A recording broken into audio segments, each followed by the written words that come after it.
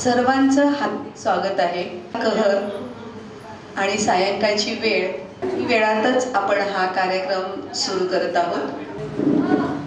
तुमचो ज्योतिर्गमय आपल्या आयुष्यातील अंधार निघून जाऊन प्रकाश पडावा आणि आपलं जीवन यशस्वी तेजोमय व्हावं हा या पाठीमागचा एक संकल्प उद्देश असतो। मनोरमा परिवाराचे सर्वेसर्वा चेअरमन आणि आमचे आत्मंग माननीय श्रीकांतजी मोरे साहेब यांच्या मार्गदर्शनाखाली Manorama multi-state cooperative credit society Solapur तर्फे आज हा स्नेह मेळावा संवाद मेळावा आपण इथे आयोजित केलेला आहे। आपल्या सर्वांचं परिवाराच्या वतीने हार्दिक स्वागत करते। सर्वांना विनंती आहे आत येऊन बसावं।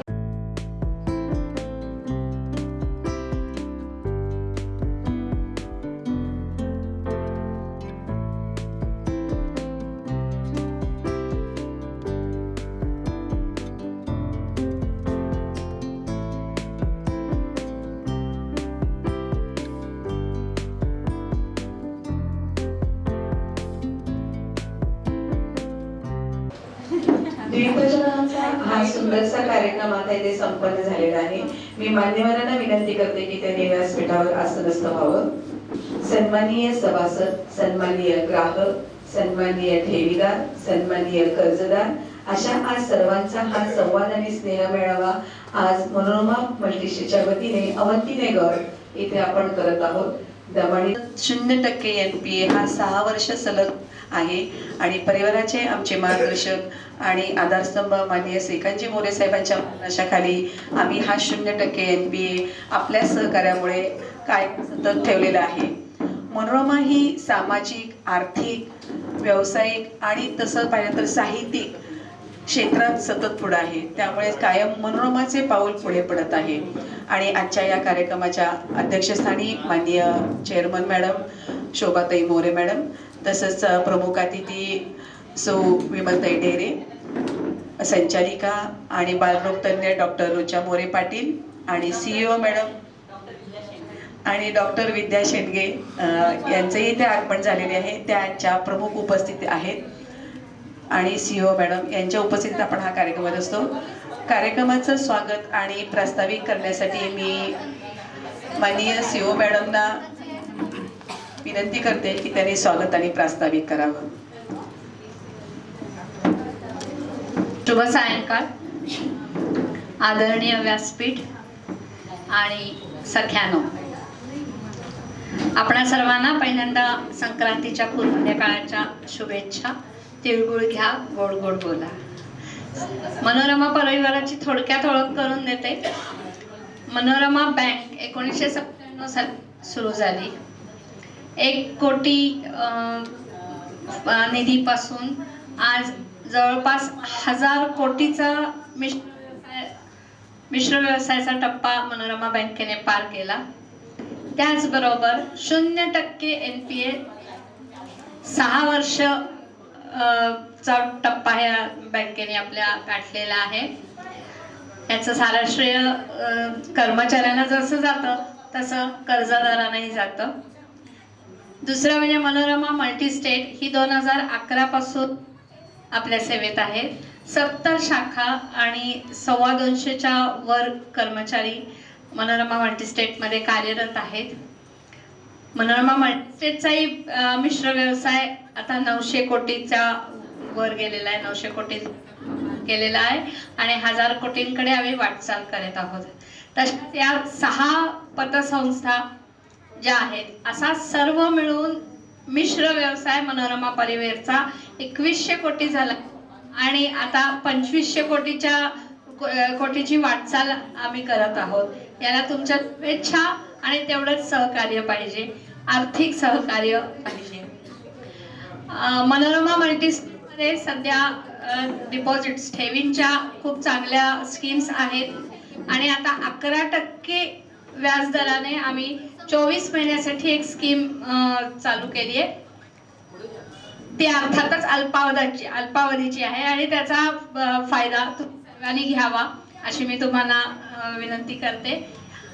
दुसरं म्हणजे वेगवेगळ्या कर्जाच्या स्कीम्स पण चालू आहेत. अगदी 100 दिवसापासूनच्या स्कीम आहेत, जास्तीत जास्त 90,000पर्यंतच्या, जेणेकरून कुठलंही कारण तुम्हाला द्यावं लागणार नाही. योग्य वेळेत परतफेड करून तुम्ही आम्हाला सहकार्य कराल अशी अपेक्षा आहे. आता हा तिळगुळ समारंभ घेण्याच्या मागचा उद्देश म्हणजे तुमच्याशी सुसंवाद साधता यावा. आणि सुसंवाद केव्हा साधला जाईल तर आपलं शारीरिक, मानसिक आणि अर्थातच आर्थिक आरोग्य चांगलं असेल. आतापर्यंत आम्ही जवळपास गेले 8 दिवस हा कार्यक्रम साजरा करतोय वेगवेगळ्या शाखांमध्ये, वेगवेगळ्या विभागांमध्ये. त्याच्यात तन, मन आणि धन कसं सुरक्षित राहील याचा पुरेपूर प्रयत्न करतो आहोत. आणि आज तीच माळा गुंफताना आज आपल्या प्रमुख पाहुण्या डॉक्टर विमलताई ढेरे यांना आम्ही आमंत्रित केले आहे. डॉक्टर विद्या शेंडगे आणि आमच्या संचालिका रुचा मोरे पाटील आहेतच. त्याही डॉक्टर आहेत, पेडियाट्रिक आहेत. पेडियाट्रिक जरी असल्या तरी महिलांच्या आरोग्याबद्दल त्या खूप जागरूक असतात आणि याची तुम्हाला कल्पना नक्कीच येईल. काही जणांना आलीही असेल, पण आत्ताच्या याच्यामध्ये तुम्हाला ती कल्पना नक्की येईल. तर त्याचा फायदा, त्याचा लाभ तुम्ही घ्यावा अशी मी अपेक्षा करते. परत एकदा तुम्हाला सगळ्यांना शुभेच्छा देते. धन्यवाद. आहे तिळगुळ समारंभ आणि संवाद. महिलांशी आपण जे संवाद साधलेला आहे, तर आम्ही जे वाण लुटले आहे ते आरोग्याचं वाण. प्रत्येक ठिकाणी प्रत्येक डॉक्टरनी महिलांचं आरोग्यासाठी ज्या काही आवश्यकता आहेत किंवा मार्गदर्शन आहे ते केलेलं आहे. तर आजच्या आपल्या अतिथी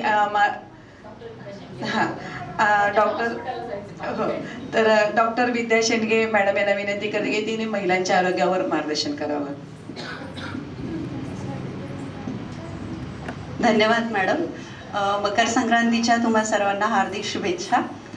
मकर संक्रांत म्हणजे काय तर जेव्हा सूर्य हा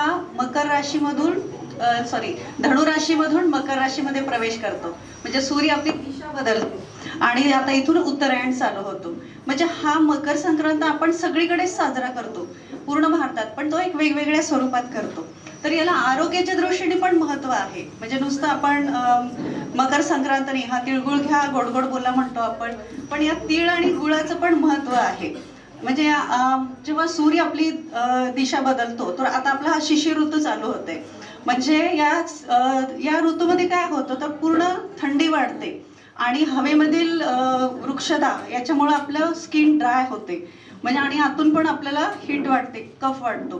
तर याच्यासाठी तिळगुळ खा, गोड गोड बोला. म्हणजे तीळ आणि गुळाचं महत्व काय तर तिळामध्ये म्हणजे सगळ्यात जास्ती गुण आहेत तिळामध्ये.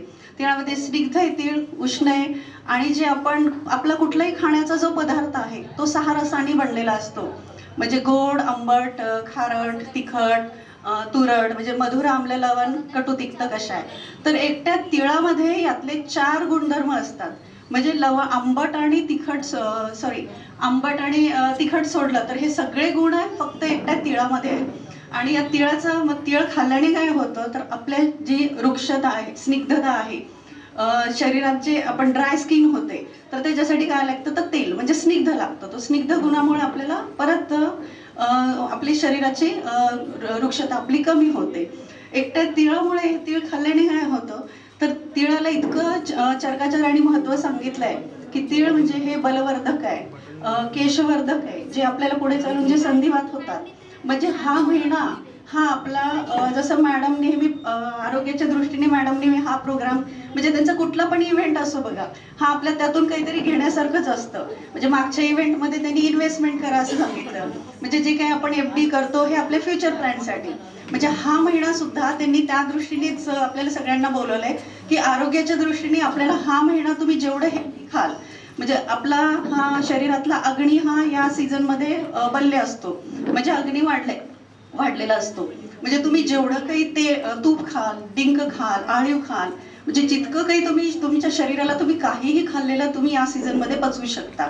म्हणजे या महिन्यामध्ये तुम्ही तुमच्या शरीराची जेवढी काळजी घ्याल तेवढी तुमची इन्व्हेस्टमेंट ही वर्षभरासाठी होते. म्हणजे पुढे चालून जे तुम्हाला पावसाळ्यात संधिवाताचा त्रास होतो तो तुम्हाला होणार नाही. तिळात आणखीन काय, आपण जे कुठलं पण केरळमध्ये जा, कुठलंही औषधी द्रव्याचं तेल बनवा तुम्ही, त्याचा बेस हा तीळ तेल असतो. म्हणजे त्यामुळे तिळाला खूप महत्व आहे. आणि तिळामध्ये कॅल्शियम आहे, आयर्न आहे, फॉस्फरस, झिंक, अँटीऑक्सिडंट आहे तीळ. अँटीऑक्सिडंट म्हणजे जे आपल्या घराची जी सिक्युरिटी गार्ड काम करतात, म्हणजे जे कोणाला पण आत येऊ देत नाहीत. तसंच तिळामधल्या अँटीऑक्सिडंटमुळे काय होतं, जे काही आपल्याला व्हायरल इन्फेक्शन होतं, जे काही आपलं इम्युनिटी कमी होते, तर ते आपली रोगप्रतिकारक शक्ती आपले हे अँटीऑक्सिडंट वाढवतात. त्याच्यामुळे हे तीळ खाण्याला खूप महत्त्व दिलेलं आहे. आणि या सीझनमध्ये तुम्ही जेवढं खाल तेवढं तुम्हाला असं फायद्याचंच होणार आहे. त्याच्यासोबत गुळ खायला सांगतात. गुळामध्ये काय, आयर्नमध्ये सगळ्यांनाच माहिती की रक्त वाढवतं. म्हणजे ऑटोमॅटिक रक्त वाढलं की तुम्हाला ताकद येते. त्यामुळे तीळ आणि गुळ खा, गोड गोड बोला असं आपण म्हणतो. म्हणजे एक धार्मिक थोडं स्वरूप दिलं की आपण ते करतो. त्याच्याच बरोबर यामुळे तुम्ही सगळे ह्या सीझन मध्ये जेवढं खाल तेवढं तुम्हाला पुढच्या फ्युचरसाठी तुम्हाला चांगलंच राहणार आहे. त्यामुळे तिळगुळ खा, गोड गोड बोला. यात मॅडमनी हा म्हणजे आपण कोणालाही नाही बोलवत ना, आता हे तिळगुळ खा मग एकमेकांना हळदी कुंकू एक निमित्त असतं. अगदी आपण अननोन लोकांना अगदी नाही बोलत, हा आपला परिवार आहे म्हणून आपण इथं आलोय. म्हणजे ह्याचा अजून एक फायदा होतो की नाही, आपण आपल्याला वर्षातून एकदा तरी आपले जे जवळचे लोक आहेत त्यांच्यामध्ये आपला मैत्री स्नेहभाव हा या अशा कार्यक्रमांमधून वाढत असतो. धन्यवाद मॅडम, मला इथे बोलायला चान्स दिला. तिळगुळ खा, गोड गोड बोला आणि आपली तब्येत नेहमी चांगली ठेवा, निरोगी राहा. अतिशय छान सांगितलं. खरं तर साखर म्हटलं की आपल्या डोक्यात मधुमेह असतो आणि परत ते खायची की नाही, पण मॅडमने सांगितलं तिळगुळ खा, गोड बोला आणि त्यांनी गोड आवाजात गोडच सांगितलेलं आहे. तर धन्यवाद मॅडम. तर आज अतिथी म्हणून त्यांनी जी आपल्याला वेळात वेळ काढून अगदी काही क्षणात चांगली माहिती सांगितली, तर मी चेअरमन मॅडमना विनंती करते की त्यांनी त्यांचा सन्मान करावा.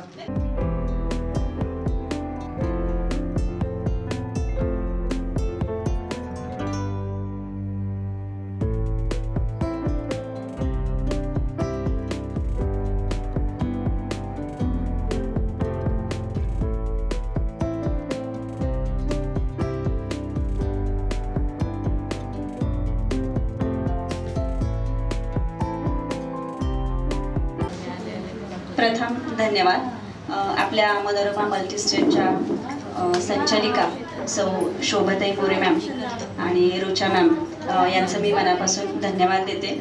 मी तशी इथं न्यू आहे, पण त्यांनी मला त्यांच्या परिवारात घेतलेलं आहे आणि मला खूप आनंद झाला की कुठेतरी आपण आता हळदी कुंकाच्या निमित्तानं भेटतोय आणि तुम्हाला थोडंसं मार्गदर्शन असं नाही आहे, एक मैत्रिणीसारखं मी तुम्हाला सल्ला पण नाही म्हणणार, पण मैत्रिणीसारखं तुम्हाला काहीतरी थोडंसं सांगून जाणार आहे, जे की तुम्हाला ते तुमच्या लाईफ म्हणजे आयुष्यभर उपयोगी पडणार आहे.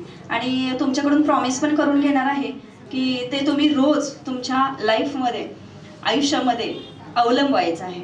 आता मॅमनी माझा परिचय करून दिलेलाच आहे, त्याच्यावरून तुमच्या लक्षात आलंच असेल की मी योग टीचर आहे. तर योगाचे क्लासेस आहेत माझे ऑनलाईन ऑफलाईन. तर तुम्ही मला प्रथम सांगायला आवडेल की सकाळच्या आपण डेली रुटीनपासून सुरुवात करूया, अगदी हलकं फुलकं. पण त्याच्या अगोदर पाठ ताट ठेवा, मान सरळ ठेवा, श्वसन संथ ठेवायचे. बघा थोडा वेळ जरी तुम्हाला श्वसनाचा थोडासा अभ्यास केला तरी खूप छान वाटेल. डोळे बंद करा, दोन्ही हात ज्ञानमुद्रेमध्ये. ज्ञानमुद्रा ही अशी असते, संपूर्ण लक्ष आपल्या शरीराकडे द्या. बघा कुठे पाठीमध्ये मानेमध्ये ताण तणाव खिचाव वाटतोय का? डोळे क्लोज करा. आता हळूहळू आपले लक्ष तुमच्या श्वासाकडे द्या. एक दीर्घ आणि खोल श्वास घ्या, एक दीर्घ आणि खोल श्वास सोडा. 3 ओंकार म्हणूया.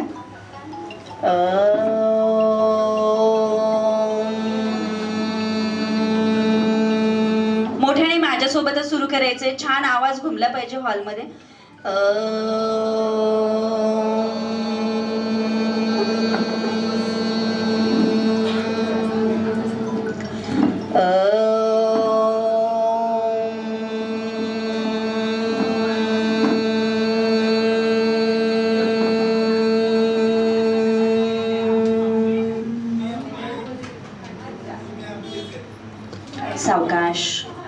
डोळे ओपन करा.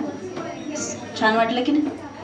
कसं असतं, प्रत्येकाच्या आता जर विचार केला तर प्रत्येकाच्या लाईफमध्ये धगधग धावपळ आहेच. म्हणजे मग ती जॉब करणारी महिला असो किंवा मग घरामध्ये राहणारी गृहिणी असो. आपल्याला असं वाटतं की घरामध्ये राहते म्हणजे तिला काही काम नसते, ते निवांत असते, पण ॲक्च्युली तिलाच खूप काम असतं, पण तिचं काम आपल्याला दिसत नसतं, बरोबर? तर सकाळची सुरुवात, मला एक प्रश्न विचारायचा आहे की सकाळी लवकर उठून कोण कमीत कमी वॉकिंगला तरी जाते? बाकीचं मी विषय घेतलाच नाहीये, योगाभ्यास करता का, व्यायाम करता का, फक्त चालायला तरी कोण कोण जातं? जरा हात वर करा बघू, म्हणजे कळेल, आपल्या लक्षात येईल की बघा. छान, ठीक आहे. पण बघा की सकाळच्या वेळेमध्ये चालणं खूप महत्त्वाचं आहे.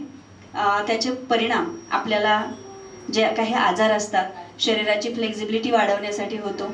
त्याच्यामुळे सकाळी लवकर उठून चाललं पाहिजे पहा. आणि मी आज ह्या कार्यक्रमाच्या निमित्तानं तुम्हाला लक्षात आलं असेल की बरेच कार्यक्रम झालेत मनोरमा या परिवारातर्फे, तर मॅमची तळमळ दिसून येते की फक्त इन्व्हेस्टमेंट म्हणून नाही, तर त्यांची तळमळ आहे की महिलांना आपल्या शरीराबाबत सुद्धा थोडंसं जागरूक करायला हवं, म्हणून तरी त्यांनी हा उद्देश ठेवलेला आहे. तसेच तुम्हाला आहाराचं सुद्धा मार्गदर्शन त्या करत आहेत, त्याच्यामुळं त्याचाही तुम्हाला वेगळा बेनिफिट्स मिळतोय.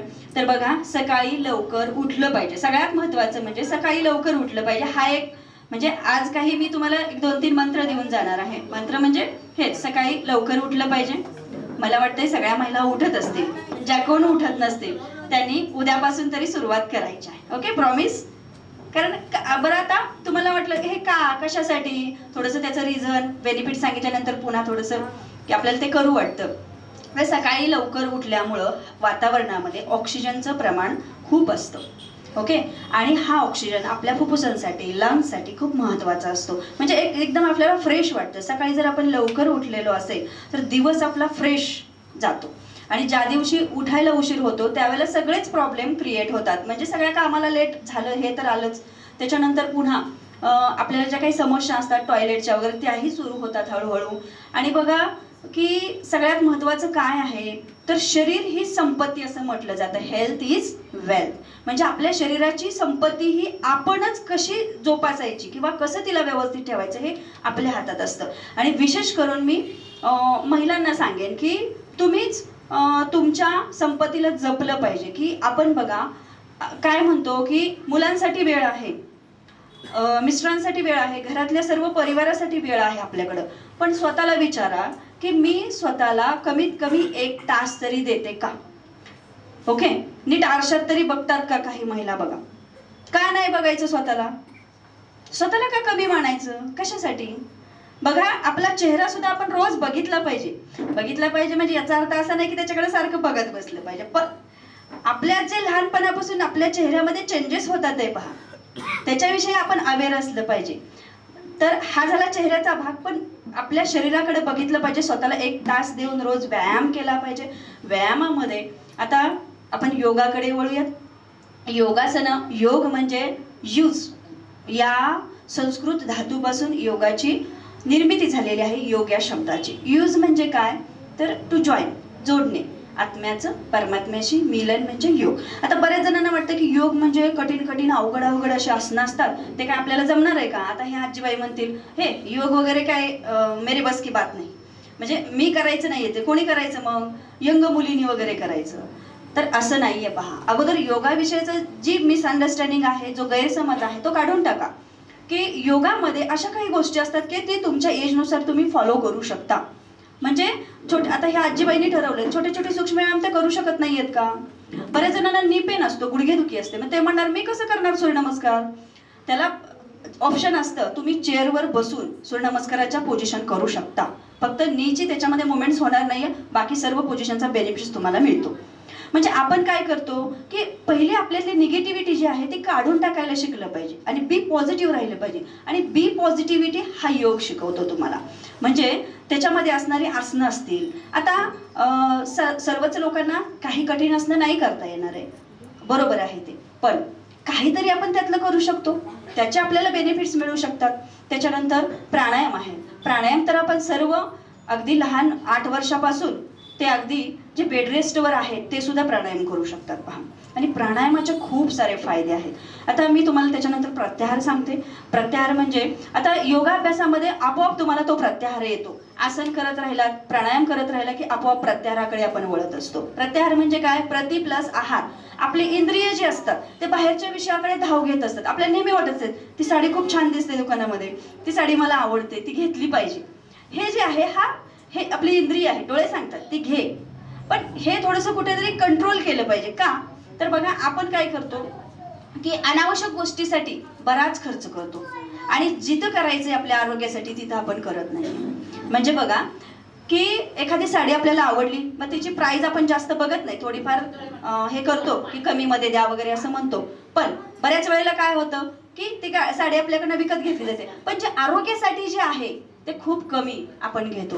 आणि मग जे काही व्याधी वगैरे असतात, डायबेटीस असेल, बीपी असेल, बॅक पेन असेल, महिलांचे बरेच पिरियड्सचे प्रॉब्लेम्स असतील, मासिक पाळीच्या तक्रारी असतील, रजोनिवृत्तीच्या तक्रारी असतील, त्या मग आपल्या सुरू होतात. तर हा झाला प्रत्याहार. त्यानंतर ध्यान, धारणा, ध्यान हे दोन्ही जवळजवळ सारखंच आहे. पण ध्यान हे धारणेची अतिउच्च अवस्था आहे.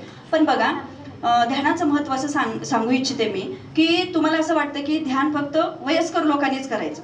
तसं नाहीये. तो एक खूप गैरसमज आहे आपला. ध्यान हा 8 वर्षापासूनचा मुलगा सुद्धा करू शकतो आणि त्याला त्याचे बेनिफिट्स खूप छान मिळतात सुद्धा. तर बघा ध्यानामध्ये काय होतं, जे तुम्ही 8 तासाची झोप घेता की नाही, त्या 8 तासाची झोप आणि तुमचं 30 ते 40 मिनिटाचं मेडिटेशन समान आहे. इतकं छान शिथिलीकरण तुमच्या शरीराचं त्याच्यामध्ये होतं आणि हळूहळू आपला श्वास आता एकदम नॉर्मल होऊ लागतो. बघा आता हा श्वास नॉर्मल वगैरे काय हा प्रकार आहे, तर बघा ज्या वेळेला आपण ह्याचं उदाहरण घ्या, डॉगचं, कुत्र्याचं उदाहरण घ्या.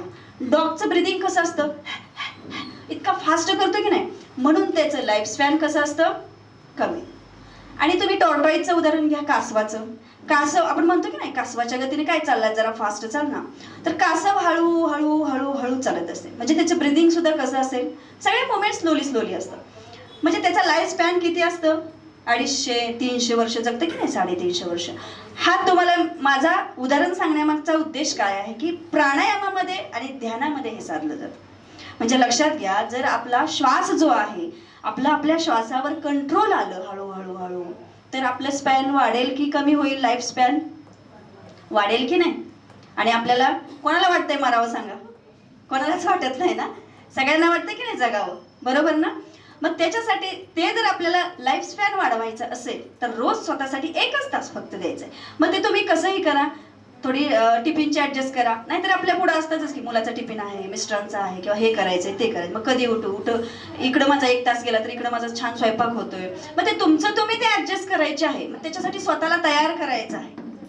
सगळ्यात महत्वाचं काय आहे की स्वतःला तयार करणं खूप महत्वाचं आहे. नाहीतरी अशा कित्येक गोष्टी असतात त्याच्यामध्ये आपण पटकन करतो की नाही, हा येस मला हे केलंच पाहिजे, आय कॅन दिस, म्हणजे मी हे करू शकते. मग हे का नाही करू शकत, म्हणजे हळूहळू थोडासा अवेअरनेस वाढलेला आहे योगाकडे, नाही असं नाहीये. पण अजून सुद्धा कितीतरी महिला अशा आहेत की त्या स्वतःकडे बघतच नाहीयेत. म्हणजे जवळजवळ विचार केला तर वेट वाढलेलं असतं. आता बघा वजन वाढणं हा काही आजार नाहीये ऍक्च्युअली, पण त्या वाढणाऱ्या वजनामुळे होणारे बरेच आजार आहेत. म्हणजे जे मूळ आहे, बेसिक आहे, त्याच्याकडे आपण लक्ष दिलं पाहिजे की नाही. मग हे वजन वाढतं कशामुळं, मग तुमच्या ज्या आहाराच्या, आता मॅमने खूप छान आहाराचं वर्णन तुम्हाला केलं होतं, तर तो आहार तसा असला पाहिजे. आपल्या आहारामध्ये ग्रीन व्हेजिटेबल वगैरे ह्या जास्त असल्या पाहिजे. मग त्याच्यामुळं वेट लॉस होण्यासाठी मदत होते, हेल्दी राहण्यासाठी मदत होते. आणि आपला जो व्यायाम आहे त्याच्याबरोबर तो पण खूप महत्वाचा आहे. ओके, त्याच्यानंतर सगळ्यात महत्वाचं म्हणजे आपल्या योगामध्ये योग निद्रा नावाचा एक प्रकार असतो. बघा आपल्या महिलांना कितीतरी स्ट्रेस असतो पण ते दाखवत नाहीयेत पहा. ते संध्याकाळी झोपल्यावरच कळतं की आपल्याला किती स्ट्रेस होता. मग ह्या योगनिद्रेमध्ये, योगनिद्रा म्हणजे काय, शिथिलीकरणाची एक प्रोसेस आहे पहा. पाठीवर झोपायचं आणि हळूहळू संपूर्ण शरीर आपण त्याच्यामध्ये शिथिल करत असतो. तो एक शिथिलीकरण इतकं छान अत्युच्च पातळीपर्यंत जातं आणि त्याच्यामध्ये आपल्याला थोडंसं आपलं मन डायव्हर्ट करण्यासाठी काही उदाहरणं दिली जातात. तर आपल्या जे मनामधले जे काही ट्रेस असतील, आपल्या बॉडीवर काही ट्रेस असेल, तो ट्रेस आपण थोडा वेळ का होईना पण विसरतो आणि त्याच्यामध्ये पूर्ण आपण इन्व्हॉल्व होतो. म्हणून आपल्याला कितीतरी वेळा बघा डॉक्टर सुद्धा हल्ली सांगतात की योगनिद्रा, व्यायाम करा, योगनिद्रा करा, योग करा, आणि अजून एक महत्वाचं म्हणजे मी सांगू इच्छिते की ओंकार साधना. ओके, तर डॉक्टर सुद्धा हल्ली बऱ्याच जण, साधं तुम्ही बॅक पेन साठी जरी डॉक्टरांकडे गेला ते गोळ्या औषधं लिहून देतील, पण त्याच्यासोबत तुम्हाला सांगतील की ओंकार जप करा. आता ओंकार जपाचे आपल्याला महत्वच माहीत नसतं, त्याच्यामुळे आपण ते करत नाही. तर मी तुम्हाला इथे एक इन शॉर्ट मध्ये ओंकार जपाचं महत्व सांगते. ओंकार जपामुळं तुमची जी बॉडी आहे त्या संपूर्ण बॉडीवर इतका छान इफेक्ट होतो, हे तुम्हाला अनुभव घेतल्याशिवाय समजणार नाही. म्हणून तरी मी आत्ताच 3 ओंकार घेतले की नाही, पण असे तुम्ही 11, 21, 31, 51 असे तुम्ही 101 तुम्हाला जेवढं पॉसिबल आहे तेवढं तुम्ही करू शकता. एक वेळ अशी येते की ते ओंकारामध्ये तुम्ही इतकं मग्न होऊन जाता, तुम्हाला तुमचं शरीराचं सुद्धा अस्तित्व राहत नाही. आणि हेच ध्यान आहे. बाकी ध्यान म्हणजे तरी काय? ध्यान म्हणजे काय तर आपलं सगळं लक्ष श्वासाकडे जातं आणि हळूहळू आपण आपल्याशीच एकरूप पावत असतो, ते म्हणजे ध्यान. तर असा हा ओंकार जप. अजून ओंकार जपाचे काय फायदे सांगता येतील बघा. तुम्हाला बॅक पेन असेल, तुम्हाला नी पेन असेल, गुडघेदुखी असेल, जे बी काही पाठदुखी असेल, साधं डोकेदुखी, मायग्रेन सुद्धा ओंकाराने व्यवस्थित बरे होतात. पण व्यवस्थित तुम्ही रेग्युलर केला तर. आपल्याला माहित आहे आपण काय करतो. आता मी आज सांगितलंय म्हणून बऱ्याच जणांना वाटेल सुद्धा की नाही केला पाहिजे योगाभ्यास, पण हे किती दिवस चालणार मी तेही सांगते. 4 ते 5 दिवस, फार तर 15 दिवस स्टॉप पर. पण हे नाही होऊ द्यायचं. जर तुम्ही रेग्युलर करत राहिलात तर त्याचे तुम्हाला बेनिफिट्स मिळतात. मग बऱ्याच जणांचे रिप्लाय येतात की केलं ना 8 दिवस पण काय नाही रे, त्याच्यामध्ये इफेक्ट नाही झालं. पण तसं नाहीये पहा. जर तुम्ही रेग्युलर करत राहात तरच तुम्हाला फायदे मिळतात. म्हणजे समजा आपण करत असू योगाभ्यास बॅक पेन साठी, पण तुमचे त्या बाकीचे इतके आजार कमी होतात तुम्हाला कळणार सुद्धा नाहीये. साधं तुम्ही कपालभातीचं उदाहरण घ्या. कपालभाती हा प्रकार षटक्रियेमध्ये येतो. तर कपालभाती जर तुम्ही रोज केली तर तुमचा कफदोष, सर्दी पूर्णपणे नाहीशी होण्यासाठी मदत होते. सायनसचा त्रास असेल, डोकेदुखी असेल, बऱ्याच जणांना असतो पहा हा आजार. म्हणजे इम्युनिटी कमी झाल्यामुळं जर आपल्याला सर्दी झाली, हल्ली बघा तुम्हाला लहानपणीही सर्दी होत असेल, परत थोडंसं यंग एजमध्येही सर्दी होत असेल, आणि आता तुमचं वय वाढलेलं असेल, 40 नंतर वगैरे आफ्टर 40 असेल, तर तुमच्या लक्षात आलं असेल की आपली सर्दी का बरी लवकर बरी होत नाहीये. हा एक्सपिरियन्स बऱ्याच तुमच्या महिलांना आलेला असेल. याचं रिझन काय असतं तर आपली इम्युनिटी कमी झालेली असते आणि आजाराचा अटॅक जास्त होत असतो. पण आपण जर आपली इम्युनिटी वाढवायची असेल तर योगाभ्यासातून आपण इम्युनिटी वाढवू शकतो. म्हणजे कपालभातीचे फायदे तेवढेच नाही आहेत, भरपूर खूप सारे आहेत. तुमच्या ॲड्रिनल ग्लँड्सवर त्याचा परिणाम होतो, किडनीचं फंक्शन व्यवस्थित चालतं, जास्तीत जास्त श्वास घेण्याची क्षमता वाढते. आणि कोरोनाच्या काळामध्ये पहा कपालभाती, ओंकार आणि उज्जाई प्राणायाम याला खूप महत्त्व दिलं जात होतं. बघा कोरोना हे अशी महामारी होती की मी तर म्हणेन त्यानं खूप सारं काही शिकवलं आपल्याला, जगायला छान शिकवलं. टेक्निकल कसं वापरायचा, मोबाईल यूज कसा करायचा तेही त्याने शिकवलं. म्हणजे नुकसान केलं पण त्याच्याबरोबर बरेच काही बेनिफिट्स सुद्धा ते देऊन गेलं आपल्याला. म्हणजे बरेच जण ऑनलाईन का असेना पण योगा क्लास करायला लागले, कारण घरातल्या घरात बसून तेच तेवढं ऑप्शन होतं की आपण योगाभ्यास करू शकतो. आणि बऱ्याच जणांना बेनिफिट सुद्धा मिळाले पहा. तर सांगण्याचं माझं एवढंच उद्देश आहे, आणि मॅडमचा सुद्धा तेवढाच उद्देश आहे की तुम्ही तुमच्या स्वतःच्या आरोग्याकडे लक्ष द्यायला हवं. आणि खूप गरजेचं आहे हो. म्हणजे इतकं गरजेचं आहे की तुम्ही कल्पना सुद्धा करू शकणार नाहीये की बऱ्याच महिलांच्या इतक्या समस्या असतात आणि आपण डॉक्टरांकडे जातो, ते पण देतात बिचारे गोळ्या, त्यांचं काहीही चुकत नाहीये, पण चुकतं आपलं. बरोबर, आपली दिनचर्याच व्यवस्थित नसते ना. आणि आपण सर्वांसाठी आपण असतो, पण आपल्या स्वतःसाठी कुणी नसतं, आपल्या स्वतःसाठी आपणच असतो. हा एक मंत्र तुम्हाला मी आज सांगू इच्छिते. म्हणजे साधं याच्यातलं सूर्यनमस्काराचं उदाहरण घेतलं तर बघा, सूर्यनमस्कारामुळे तुमची इम्युनिटी छान वाढते. सूर्यनमस्कारामुळे बऱ्याच महिलांचं वेट गेन होण्यासाठी मदत होते, वेट लॉस होण्यासाठी सुद्धा. म्हणजे सूर्यनमस्काराचे 2 बाजूनी फायदे आहेत. तुमचं वजन कमी होतं, तुमचं वजन वाढतं सुद्धा. म्हणजे जे काही स्लिम पतले असतील त्यांना जाड व्हायचं असेल तर सूर्यनमस्कार आपण घालू शकतो. मग ते कसे घालायचे, म्हणजे कुठल्या ह्याने घातले तर सूर्यनमस्कार वाढतात, कुठल्या ह्याने घातले तर वजन कमी होतं, हे लक्षात घेतलं पाहिजे. ओके, तर अशा योगामध्ये बऱ्याचशा गोष्टी आहेत, बरेचसे एक्झरसाइज आहेत आपण करू शकतो. त्यानंतर बघा टाळी योग असतो. आता काही महिला बेड रेस्टवर सुद्धा असतील, त्या सुद्धा टाळी योग करू शकतात. बरोबर, हास्य योग असतो. आता बघा हसल्यामुळं सुद्धा म्हणजे तसं बघितलं तर महिलांच्या आयुष्यामध्ये हसण्याचे प्रसंग फक्त मैत्रिणीसोबत वगैरे येत असतील, नाहीतरी घरामध्ये वातावरण नेहमीसारखं आठ्याच पडलेल्या असतील. पण मला असं म्हणायचं तसं ठेवू नका, कमीत कमी आपल्या चेहऱ्यासाठी तरी बघा. कितीतरी स्नायू एका वेळेला ऍक्टिव्हेट होतात आपण ज्या वेळेला हसतो त्यावेळेला. म्हणजे आपण म्हणतो की एक म्हण आहे, तुम्हाला माहित असेल, हसतमुखी तो येस, म्हणजे नेहमी हसत असेल तो सदा सुखी असतो. म्हणजे जरी आपल्याला दुःख असेल काही तरी सुद्धा हसायचं. आणि आता फेस योगा हा पण एक प्रकार असतो योगामध्ये, तर त्याच्यामध्ये खूप छान एक्सरसाइज करून घेतले जातात पहा. म्हणजे हेच जे, आणि लहान मुलांचा चेहरा तुम्ही बघितला असेल, त्या लहान मुलांच्या चेहऱ्यावर कधी तुम्हाला हे दिसतं का, म्हणजे दुःख आहे, अगदी निरागस असतात, काहीही घडलं तरी त्यांचं रुटीन सुरू असतं. पण आपण ते करू शकत नाही, आपल्याला थोडंसं समज असते म्हणून. पण आपण काय करायचंय की मुद्दाम होऊन ते आपल्या चेहऱ्यासाठी काय असेल आपण ते करायचे. ओके, तर ठीक आहे. तर बघा, अजून एक योगामध्ये असं सांगता येईल की तुम्हाला समजा हेही मी सांगितलं पण एवढं पण जमत नाहीये, तर मग काय करायचं, काही प्रेशर पॉइंट्स असतात योगामध्ये, ते प्रेशर पॉइंट्स ऍक्टिव्हेट करायचा प्रयत्न टाळी योगाच्या माध्यमातून ते साधलं जातं. पण आपल्या बघा आजार जे आहेत, आपले थायरॉइड असेल, डायबेटीस असेल, त्यानंतर बॅक पेन असेल, त्यानंतर किडनीचे आजार असतील, दुसरे आपले ह्याचे पिरियडचे प्रॉब्लेम्स असतील, जे बी काही असेल, अगदी आपल्या डोक्यापासून जे पायापर्यंत जे काही ऑर्गन आहेत त्याचे जे आजार असतील, तर त्या आजाराचे काही प्रेशर पॉइंट्स आपल्या हातामध्येही असतात आणि आपल्या पायामध्ये सुद्धा असतात. तर ते पॉइंट सुद्धा तुम्ही बसल्या बसल्या करू शकता. म्हणजे बऱ्याच महिलांची ही समस्या असते की मग आता अगदीच वय आहे तर मग काहीच करता येत नाही. काहीच करता येत नाही तरी असे करायचे.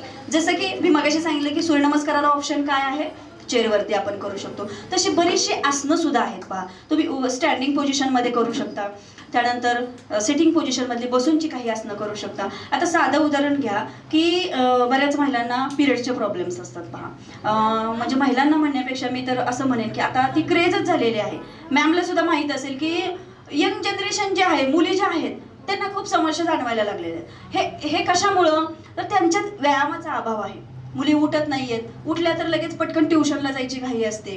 म्हणजे तेही केलं पाहिजे, नाही असं नाहीये, आपण शिकलं तर पाहिजेच, ट्युशन ही केलं पाहिजे. पण आपल्या मुलींना हे आपणच सांगितलं पाहिजे. आणि घरातली मुलं केव्हा करतात, तुम्ही काहीतरी करत असो त्यावेळेला ते करणार ना. आपण त्यांना म्हणायचं नुसतं कर आणि आपण जर अंथरुणात झोपू तर ते करतील का, तर नाही. पण विचार करा, बऱ्याच मुलींचे हे प्रॉब्लेम्स आहेत की पिरियड्स आल्यानंतर सुद्धा इरेग्युलर पिरियड्स येतात मुलींना. म्हणजे हा खूप पुढच्या दृष्टीनं खूप गंभीर आजार नाहीये, पण गंभीर अशी समस्या आहे. मग आपल्या मुलींसाठी आपण पहिलं जागरूक झालं पाहिजे, बरोबर. म्हणजे यासारख्या अशा बऱ्याच, म्हणजे मग ते मुलींना तुम्ही योगाभ्यास करायला लावू शकता. सायकलिंग सुद्धा खूप महत्वाचं आहे मुलीसाठी. कारण बघा, ज्या वेळेला साधारणपणे 13 ते 15 या एजमध्ये मुलींचं, आणि त्याच्या अगोदरपासूनच जर सुरुवात केली तर खूप छान इफेक्ट होतात. आता बघा, आता बऱ्याच जणांना माहित नसतं तो भाग वेगळा. आता कमीत कमी आपल्याला थोडीशी जागरूकता आपल्यामध्ये आलेली आहे. तर आपण काय केलं पाहिजे की सकाळी लवकर स्वतः उठलं पाहिजे, म्हणजे बरोबर मुलगी उठेल. तर आपल्या करण्याचा कसं असतं, जसं की पहिलं एक साक्षरतेच्या बाबतीत म्हटलं जायचं की एक आई शिकली तर सगळे घर पुढं घेऊन जात होती. तर जसं व्यायामाच्या बाबतीत मी म्हणेन की एक लेडीज किंवा एक स्त्री घरामध्ये व्यायाम करत असेल तर तिचं बघून तिची मुलगी असेल, तिची जाऊ असेल, तिची सासूबाई असेल, जे बी कोणी नणंद असेल, त्या सुद्धा करू लागतात. म्हणजे बघा, आपल्याला काय करायचंय की हा योगाचा प्रचार प्रसार करत असताना तुम्हाला जर त्याचे बेनिफिट्स मिळाले तर आपल्या शेजारणीला सुद्धा सांगितलं पाहिजे, आपल्या मैत्रिणीला सुद्धा सांगितलं पाहिजे. कारण बघा, प्रत्येक वेळेस डॉक्टरच कशाला हवाय, म्हणजे आपणच आपलं डॉक्टर सुद्धा होऊ शकतो की नाही. तर बघा, आजच्या या कार्यक्रमाच्या निमित्तानं मी तुम्हाला अजून एकदा एक आवाहन करू इच्छिते की तुम्ही रोज स्वतःला फक्त जास्त नका, 1च तास द्या. समजा तुम्हाला काही करणं, ऍक्च्युली सकाळचं वातावरण छान असतं पहा. म्हणजे वेट लॉस किंवा शरीराची फ्लेक्झिबिलिटी जी असते ती सकाळी छान व्यवस्थित होते एक्सरसाइज केलेलं. पण आता ऑप्शन म्हणून काही महिलांना वेळ नाहीये, मग आपण संध्याकाळी करू शकतो, त्यावेळेस तरी वेळ काढू शकतो. पण असं म्हणून संध्याकाळी टाळू नका. आणि सगळ्यात महत्त्वाचं म्हणजे आपल्या जेवणाच्या वेळा सुद्धा तुम्ही पाळल्या पाहिजे. ओके, घरी आहे म्हणून हे तोंडात टाक, ते तोंडात टाक असं आपल्याकडनं नकळत का होईना पण होतं. पण एक ठराविक एज नंतर आपल्याला ते कंट्रोल करावं लागतं, म्हणजे जेणेकरून पोटावरचे अनावश्यक फॅट्स वाढत नाही. ओके, तर महिलांच्या जीवनामध्ये 3 ते 4 स्थित्यंतर असतात. तर बालपण तर आपल्याला कळत नाही कधी गेलं ते. त्याच्यानंतर मुलींचा आता मी सांगितलं जो पिरियडचा काळ असतो, मुली म्हणजे आपणही त्यात धरायचं. त्याच्यानंतरचा सगळ्यात महत्त्वाचा काळ असतो तो प्रेग्नन्सीचा काळ असतो. त्याच्यामध्ये सुद्धा तिची काळजी घेणं, सून असेल, आपली मुलगी असेल, जावं असेल, कोणी असेल, तिची काळजी घेणं गरजेचं असतं. आणि त्याच्यामध्ये सुद्धा योगाभ्यासामध्ये अगदी नॅचरल डिलिव्हरीसाठी सुद्धा काही आसनं असतात. डॉक्टर सुद्धा सांगतात हल्ली पहा.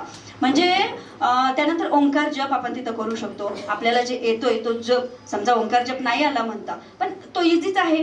आता मी तेवढ्यासाठी तरी सुरुवातीला घेतलं की तुमच्या लक्षात यावं म्हणून. ओके, तर पुन्हा एकदा मला मॅमने इथं येण्याची आणि बोलण्याची संधी दिली त्याबद्दल मी त्यांचं मनापासून धन्यवाद देते. शेवटी जाता जाता एवढंच म्हणेन, हर रोज करो योग, हर रोज करो, हर किसी भगाओ रोग, हर किस भगाओ योग. म्हणजे या निमित्तानं मला एवढंच सांगायचं की तुम्ही रोज योगाभ्यास करा आणि फक्त माझ्या देखत मला हे करू नका. म्हणजे म्हणजे तुम्ही केलात तर तो तुमचा फायदा आहे आणि आपण करतोय ते आपल्या स्वतःसाठी सगळ्यात महत्त्वाचं म्हणजे. ओके, तर पुन्हा एकदा हेल्थ इज वेल्थ आणि सर्वांना धन्यवाद देते. थँक्यू, धन्यवाद. अतिशय सुंदर असं मार्गदर्शन मॅडमने केलेलं आहे. खरं तर आपल्याला ऐकतच राहावं असं वाटतं, पण वेळेचं सुद्धा आपल्याला प्रत्येकीला भान असतं. तर मनोरमा सखी मंचच्या अध्यक्षा आणि मनोरमा मल्टीस्टेटच्या चेअरमन मॅडम यांना मी विनंती करते की त्यांनी आपलं मनोगत आणि संवाद साधावा. नमस्कार. कार्यक्रमात एक बदल झालेला आहे. डॉक्टर रुचा पाटील आजच्या कार्यक्रमाच्या अध्यक्ष आहेत, त्याच्यामुळं मी आधी बोलते त्यांच्या. सगळ्यांचं मनोरमा परिवारामध्ये खूप छान स्वागत. आपण नेहमीच म्हणतो, या देवी सर्वाभूतेषु लक्ष्मी रूपेण संस्थिता, नमो तस्मै नमो तस्मै नमो नमः. मी आपल्या सगळ्या जणींचं, सगळ्या मैत्रिणींचं आणि माझ्या बंधूंचं पण मनोरमा परिवारामध्ये अशाच लक्ष्मी पावलांनी तुम्ही यावं यासाठी स्वागत करत आहे. आणि प्रत्येक महिला, माझी प्रत्येक मैत्रीण ही जर सुदृढ असेल, मग ती आपण जेव्हा म्हणतो की महिलांचं सक्षमीकरण आम्ही म्हणतो, तर अशा वेळेस मग आम्ही काय केलं पाहिजे, तर महिला आर्थिकदृष्ट्या सक्षम असली पाहिजे, मग ती शारीरिकदृष्ट्या सुद्धा असली पाहिजे, मानसिकदृष्ट्या सुद्धा असली पाहिजे, बौद्धिकदृष्ट्या सुद्धा असली पाहिजे. आणि असे कार्यक्रम अरेंज केल्यानंतर आपण त्या कार्यक्रमाला जावं हा विचार तुमच्या मनात आला, तर त्यासाठी सुद्धा ते खूप महत्वाचं आहे. कारण आमच्यासाठी कोणीतरी काहीतरी करतंय आणि आपण या कार्यक्रमासाठी आलंच पाहिजे, हा एक तुमच्या डोक्यात आलेला विचार, हा सुद्धा बौद्धिक कार्यक्रम किंवा सांस्कृतिक कार्यक्रमाच्या अंडर येतो. मग अशी माझी महिला सक्षम आहे आणि अशा सक्षम महिलांना हळदी कुंकाच्या वेळेस जर कुणीही बोलवलं तर आपण नाही म्हणतच नाही, आपण जातो वेळात वेळ काढून. मग मी म्हटलं की यावेळेस आपण काय करूया, माझ्या सगळ्या मैत्रिणींना, महिलांना आर्थिकदृष्ट्या तर त्या सक्षम आहेत, आपण करूया, पण त्या पहिल्यांदा आरोग्यदृष्ट्या सक्षम असल्या पाहिजे. म्हणून मी म्हटलं की निरोगी आरोग्याचं वाण जर आपल्याला लुटायचं असेल तर हळदी कुंकासारखा समारंभ सगळ्यात योग्य आहे. आणि मग त्या दृष्टिकोनातनं महिलांचं आरोग्य आणि त्याच्याबद्दल आपण काय काय करू शकतो. तर आज 22 तारखेपासून मी हा कार्यक्रम अनेक ब्रांचेसला एकत्र येऊन घेतोय. आज तुम्हाला योगावरती डॉक्टर विमल ढेरे यांनी माहिती सांगितली, आता डॉक्टर रुचा पाटील सुद्धा महिलांच्या आरोग्याबद्दल बोलणार आहेत. मग हे सगळं कशासाठी आहे की आपण आता ताई स्वतःच म्हणाल की आपण सगळ्या गोष्टी करतो, फक्त स्वतःला विसरतो. पण तसं नाही, मी असेल तर सगळं दुनिया आहे, मीच नसेल तर काय उपयोग का दुनियेचा नाहीये. मग मला जर सुदृढ राहायचं असेल, शारीरिकदृष्ट्या सुदृढ व्हायचं असेल, तर माझा शारीरिक आरोग्य खूप चांगलं असलं पाहिजे. मला असलेले प्रॉब्लेम्स काय आहेत ते मला समजले पाहिजे, त्याच्यावरती काय मी करता येतं. तर योगाचं तर तुम्हाला मॅडमनी सांगितलं, सूर्यनमस्कार करा, अगदीच काही नाही तर कमीत कमी सकाळी तुम्ही अर्धा तास तर चालायला जाऊ शकता. कोवळं ऊन असतं, भरपूर ऑक्सिजन असतो, तुम्हाला डी व्हिटॅमिन मिळेल, तुमचं आरोग्य आपोआप चांगलं राहणार आहे, ते तुम्ही करू शकता. याला कुठला पैसा लागतो का? नाही. कुठलेही योगाचे प्रकार करण्यासाठी पैसे लागतात का? नाही. मन मला मिळणारा फायदा मात्र त्यापासून मिळणारा खूप जास्त आहे. मग याचा मी विचार केला की माझं आरोग्य पहिल्यांदा सुदृढ असलं पाहिजे.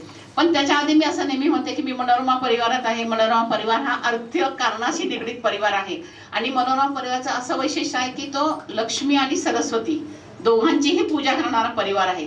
सरस्वती यासाठी म्हणते की साहित्याची सगळी कार्यक्रम आम्ही घेतो, कारण साहित्य मनाला काय करत असतं, एक सकारात्मक ऊर्जा देतं. मी जेव्हा कुठल्याही साहित्याचे कार्यक्रम करते तर एक 3-4 महिने मस्त फ्रेश वाटतं. तुम्ही हा अनुभव घेऊ शकता.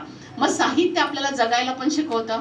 मला चिनी माणसाच्या तिथं गुलाबाची फुले म्हणून गोष्ट आठवली की चिनी माणसाला जर 1 रुपया मिळाला तर तो काय करतो, 1 रुपयामध्ये 50 पैशाची फुलं घेतो आणि 50 पैशाचे तांदूळ घेतो.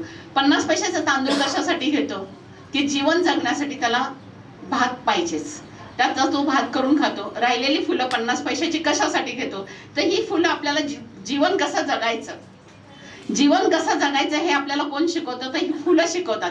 या फुलांप्रमाणे माझ्या सगळ्या मैत्रिणी हसतमुख असाव्यात, प्रसन्न असाव्यात, ही माझी एक मनातली एक विचार होता आणि तो तुमच्यापर्यंत पोहोचवावा हा एक त्याच्या मागचा हेतू होता. म्हणून आजचा हा आपण कार्यक्रम आयोजित केलेला आहे.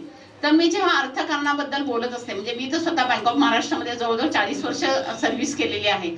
तर त्यामुळं बऱ्याच लोकांच्या ज्या समस्या असतात की महिलांच्या समस्या असतात की पहिल्यांदा आम्हाला बँकेत जायला खूप भीती वाटते. असं काही नाही, तुमच्यासारखेच लोक बँकेमध्ये बसलेले असतात.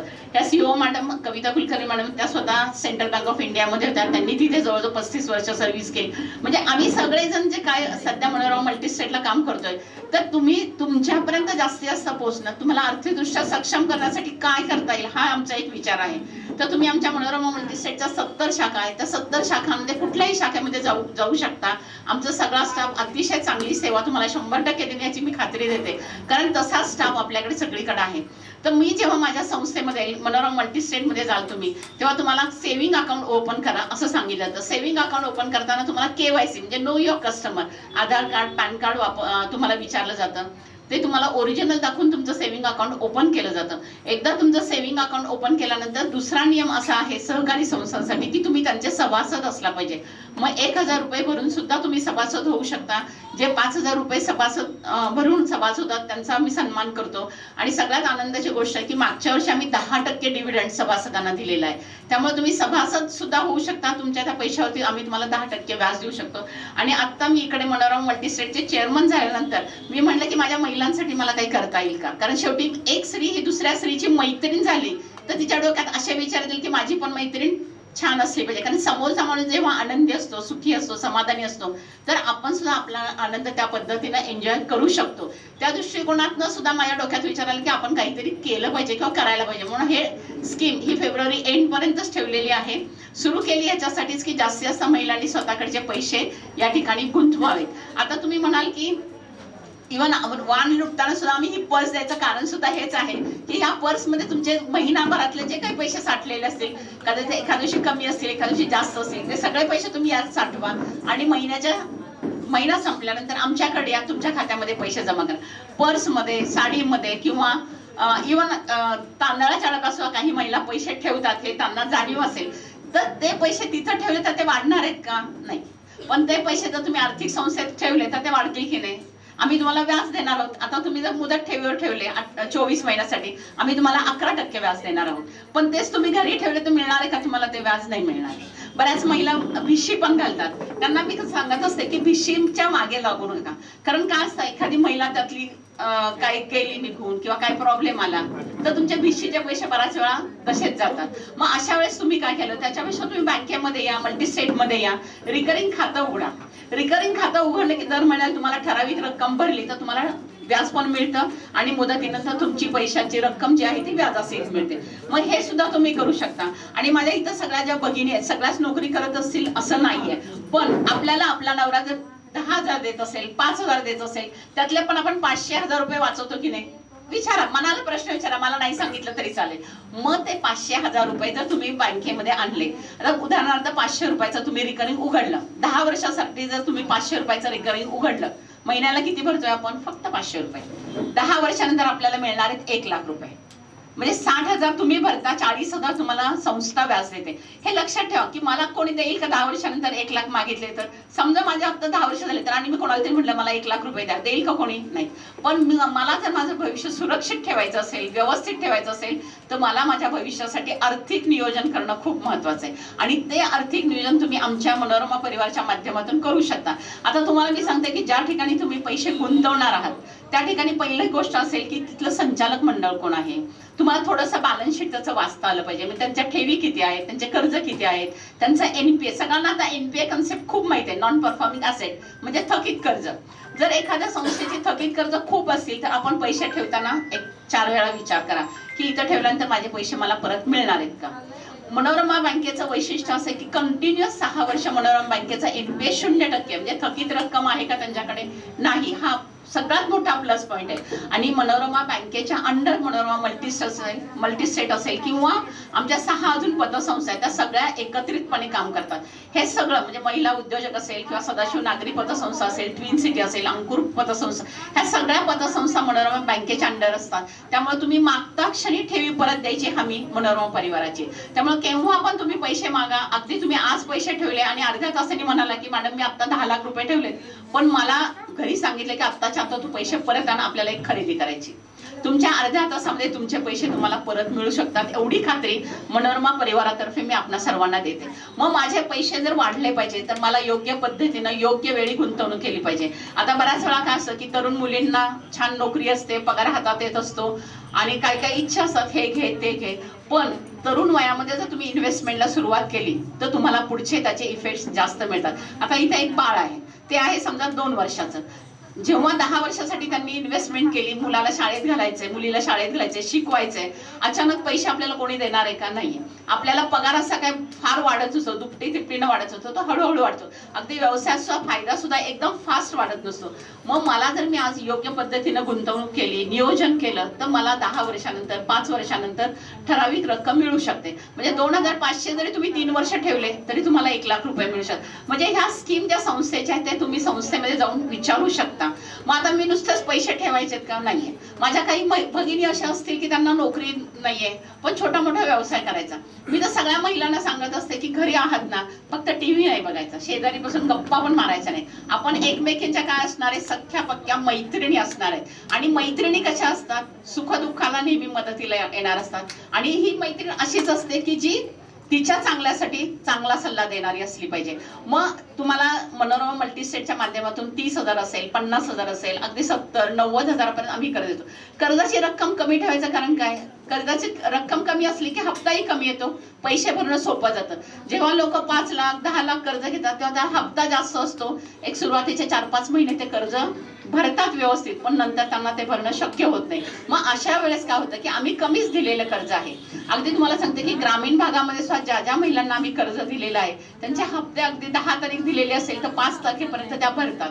आणि आपण जे सगळे सर्वसामान्य मंडळी आहोत त्यांना कसं असतं की आपल्या घरी बँकेचा माणूस पैसे मागायला येऊ नये, ही एक मानसिकता असते. त्यामुळं महिलांना दिलेले, माझा स्वतःचा अनुभव असा आहे की महिलांना दिलेले कर्ज हे थकीत राहत नाही आणि तो आम्ही अनुभव मल्टीस्टेटमध्ये घेतलेला आहे. त्यामुळे मी माझ्या महिलांना भगिनींना इथं निश्चित सांगेल की तुम्हाला जर छोटा मोठा व्यवसाय करायचा असेल तर तुम्ही मल्टीस्टेटमध्ये या. आमच्या कुठल्याही संस्थेत तुम्ही गेला, शाखेत गेला तरी तुम्हाला योग्य पद्धतीचं मार्गदर्शन मिळेल. आता 90,000 पर्यंत तुम्ही म्हणता का देणार? कारण आम्ही त्याला कुठल्याही प्रकारचं तारण घेत नाहीये.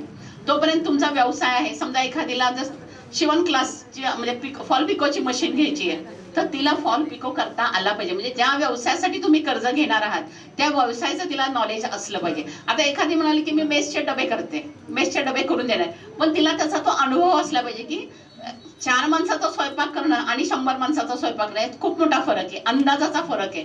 हे सगळं तिला जमतंय का ह्याचं पण एक थोडीफार आम्ही त्या ठिकाणी चर्चा करतो की हा व्यवसाय जमेल का.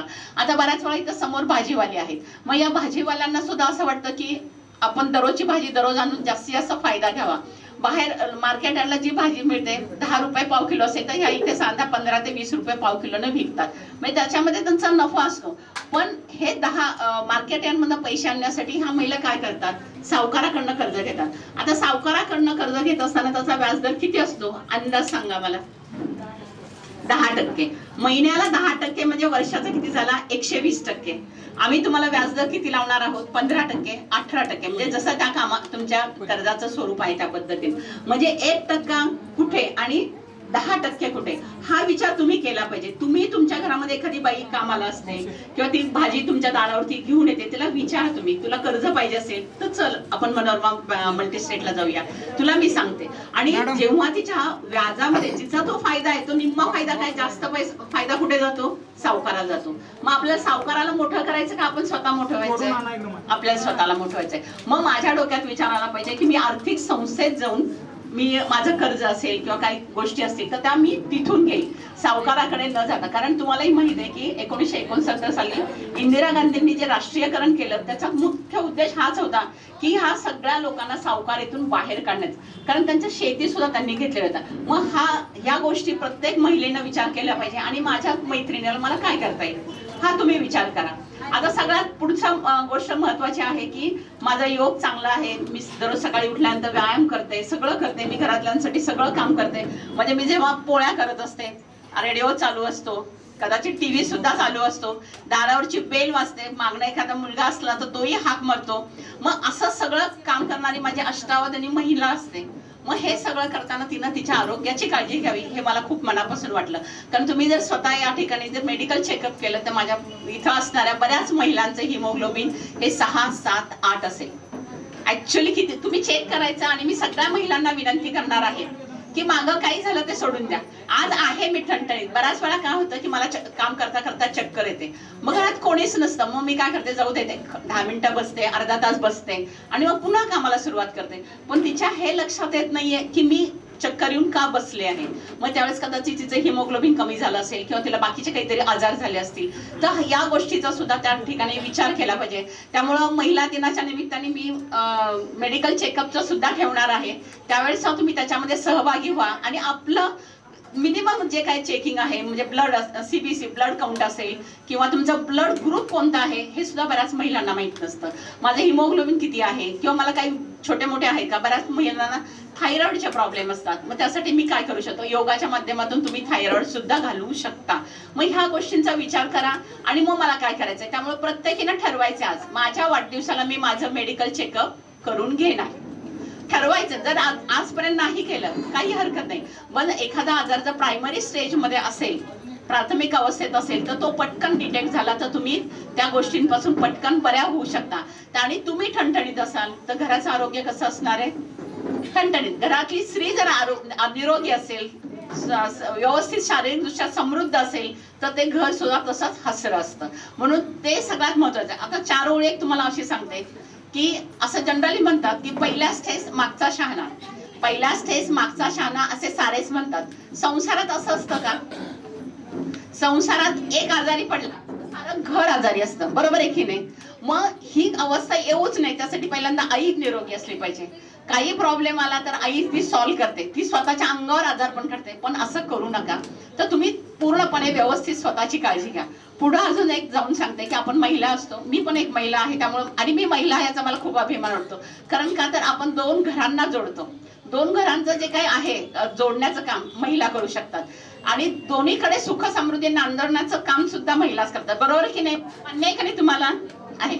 मग आपण जर एवढं मोठं काम करतो, आपल्यात मातृत्वाची मोठी शक्ती आहे, ही सगळी जर जपायची असेल तर माझ्या आरोग्यासाठी मी काय खाल्लं पाहिजे हे सुद्धा खूप महत्वाचं आहे. बऱ्याच वेळा आता मॅगी आहे, पिझ्झा आहे किंवा बर्गर आहे, हे खूप लोकांना ते खूप टेस्टी पण लागतात आणि मग लोकांना काय वाटतं हेच आपण खाऊया आणि त्यामुळे काय होतं आपल्या आरोग्याकडे दुर्लक्ष होतं. पण साधं तुम्ही जर भाकरी, 1 वाटी हिरवी पालेभाजी, 1 वाटी कोशिंबीर का खा तर तुमच्या बाकीचे जे फायबर्स असतात शरीरामध्ये जाण्यासाठी आवश्यक असतात तर त्याच्यामुळे तुमचं दुसऱ्या दिवशीचं काम सोपं होतं. तर ते तुम्ही खाऊ शकता. भात का, आता बघा गरम भात, त्याच्यावरती वरण उकळलेलं, त्याच्यावरती तूप आणि त्याच्यावरती लिंबू. भात झाला कार्बोहायड्रेट, वरण झालं प्रोटीन प्रथिनं, त्याच्यानंतर तूप झालं स्निग्ध पदार्थ, लिंबू झालं C व्हिटॅमिन. मग एक नुसतं भात वरण तूप लिंबू खाल्लं तरी तुमच्या किती आरोग्याचे प्रॉब्लेम सॉल्व्ह होतात. पण आपण हा विचारच करत नाही. मग पहिल्यांदा लक्षात ठेवायचं की मी ताजं जेवण करणार, तेच मी खाणार. सकाळचं संध्याकाळी, संध्याकाळचं रात्रीचं दुसऱ्या दिवशी खाणार नाही. ठरवायचा नियम आपण आपल्यासाठी. आणि जोपर्यंत आपण आपल्यावरती प्रेम करत नाही तोपर्यंत आपण घरातल्यांना किंवा समोरच्यावरती प्रेम करू शकतो का, नाही. मग माझ्या हातात पैसे असेल तर मी हे सगळ्या गोष्टी करू शकते. माझी पत सुधारते. बघा आता तुमच्या हातात पैसे आहेत, तुमचं अकाउंट आहे बँकेमध्ये किंवा तुम्ही एखादा छोटा मोठा व्यवसाय करून तुमच्याकडे पैसे येतात तर घरामध्ये तुमची एक वेगळ्या प्रकारची पत निर्माण होते. आणि अशी पत जेव्हा निर्माण होते तेव्हा तुम्ही काय करता, तुमच्या घरामध्ये विचारलं जातं तू हे करतेस का, की मी हे घ्यायला लागलोय, घेऊ का. म्हणजे तुमच्या मताला कुठेतरी किंमत येते. म्हणजे सन्मान काय होतं, आपला आपण तयार करायचा आहे. आपल्याला बाहेरून कुणी सन्मान देत नाही, आपण आपला सन्मान क्रिएट करता. मी अशी आहे, मला विचारलं पाहिजे, असं आपण आपलं ओळख निर्माण केली पाहिजे असं मला नेहमी मनापासून वाटतं. आणि त्या दृष्टिकोनातून मी आजचा हा कार्यक्रम पण घेतलेला आहे. आपलं फिटनेस खूप महत्वाचं आहे. तुम्ही चाला, कारण तुम्ही फिट असाल तर घर फिट असणार आहे, तुमचं आरोग्य फिट असेल तर तुमचं अख्खं घर परिवार आणि तुमचं शारीरिक आरोग्याचं चांगलं असेल तर आमचं मनोरमा परिवाराचं आर्थिक आरोग्य सुधारणार आहे. आणि म्हणून तुम्ही सगळेजण छान राहा. आणि म्हणूनच हा हळदी कुंकाच्या निमित्ताने हा एक छोटासा कार्यक्रम घेतला की हळदी कुंकाला नुसतं हळदी कुंकू लुटण्यापेक्षा आपण आरोग्याच्या जागृतीचं जर वाण लुटलं तर कदाचित मला असं वाटतं की तुमच्या सगळ्यांपैकी जरी 10 महिलांनी ठरवलं की आम्ही उद्यापासून योग करणार आहे तर मला असं वाटतं की माझा हा हळदी कुंकाचा कार्यक्रम सक्सेसफुल होतो. असं नेहमीच म्हणलं जातं की अर्धा तास तुम्ही योगासनं केली सकाळी तर ती 24 तास तुम्हाला सकारात्मक ऊर्जा निर्माण करून देते. फ्रेश राहता तुम्ही 24 तास. आणि तुम्ही हे करून बघा. अर्ध्या तासाच्या योगाने जर माझे 24 तास चांगले जाणार असतील तर मी का नाही ते घालवायचे. म्हणून मी माझ्यासाठी आधी मी नंतर सगळं जग. त्यामुळे आपण सगळेजण आजपासून ठरवूया मी माझं मेडिकल चेकअप करेल, माझं आरोग्य छान ठेवेल आणि हे सगळं करत असताना माझ्या नावाने स्वतःच्या नावाने पैसे सुद्धा ठेवेल. आता बऱ्याच वेळा असं होतं की पैसे आपण स्वतःच्या नावाने ठेवतो पण वारस नेमत नाही. मग आपल्या नंतर हे पैसे आपण 1-1 रुपया साठवलेला असतो तो पैसा आपल्या घरच्यांना मिळावा त्यासाठी वारस सुद्धा नेमण्याचं काम तुम्ही करणार आहात. हे सगळं करत असताना मनोरमा परिवार तुमच्या पूर्णपणे पाठीशी आहे. काही कधी कोणाला अडचण आली मला विचारू शकता, मॅडमला विचारू शकता. इकडे रुचा मॅडम आहे तर रुचा मॅडमला तुम्ही कधी पण संपर्क करू शकता की जेणेकरून तुमच्या अडचणी, कारण आपण आपल्या मैत्रिणींच्या अडचणी सोडवल्या तर मग बाकीच्यांच्या अडचणी आपण सोडवू शकतो. तर त्यासाठी मनोरमा परिवार आपल्या सोबत आहे कायम. तुम्हाला पूर्ण मकर संक्रांतीच्या शुभेच्छा. सूर्याचं तेज जसं वाढतं तशी तुमच्याकडची आर्थिक समृद्धी वाढावी एवढ्या शुभेच्छा देऊन माझे 2 शब्द संपवते. धन्यवाद. मी डॉक्टर रुचा मोरे पाटील. संध्याकाळ होती, संध्याकाळच्या श्लोकाने सुरुवात करूयात. सर्व मंगल मांगल्ये शिवे सर्वार्थ साधिके शरण्ये त्र्यंबके गौरी नारायणी नमोस्तुते. आजच्या आपला मनोरमा परिवार आणि मनोरमा क्लिनिक या सर्वांच्या तर्फे हळदी कुंकाचा आपण कार्यक्रम केलेला आहे. तर सर्वांचं मनोरमा परिवाराची लेख या नात्याने मी तुमच्या सगळ्यांचं स्वागत करते. आजचा माझा विषय आहे महिलांचं आरोग्य. आता सगळ्यांनी एवढं सांगितलेलं मला खरं तर सांगण्यासाठी खूप काही राहिलेलं नाहीये पण तरी एक छोटंसं मी समअप करते की आपलं आरोग्य महत्वाचं का आहे. तर एक महिला सक्षम असेल तर तुमची पूर्ण फॅमिली ही समृद्ध असते आणि तुम्ही तुमच्या परिवाराला हेल्दी करू शकता. आता कसं करू शकता आपण सुरुवातीपासून प्रत्येक एक टप्पा बघू. पहिला झाला लहान मुलं, त्याच्यानंतर झाली अडोलेसेंट फेज म्हणजे 1 ते 10 वर्षामध्ये मुलं येतात. 10 ते 20 वर्षामध्ये अडोलेसेंट फेज झाली. 20 वर्ष ते पुढे 30 ते 40 वर्षापर्यंत आपण रिप्रोडक्टिव्ह फेज म्हणूयात आणि त्याच्या पुढे 40च्या अभाव आपण पकडू प्री मेनोपॉझल फेज आणि मेनोपॉझल फेज असं आपण त्याच्यामध्ये लेबल करू. आता मुलं, पहिली गोष्ट लहान मुलं जेव्हा आपल्याकडे येतात तेव्हा तुम्ही हा विचार करा की एवढं इन्फेक्शनचं प्रमाण सध्याला आहे, तुम्ही त्यांना वॅक्सिनेशन दिलंय का? आतापर्यंत गव्हर्नमेंटनी आणि इंडियन अकॅडमी ऑफ पेडियाट्रिक्सनी बऱ्याच साऱ्या लसीकरण काढलाय.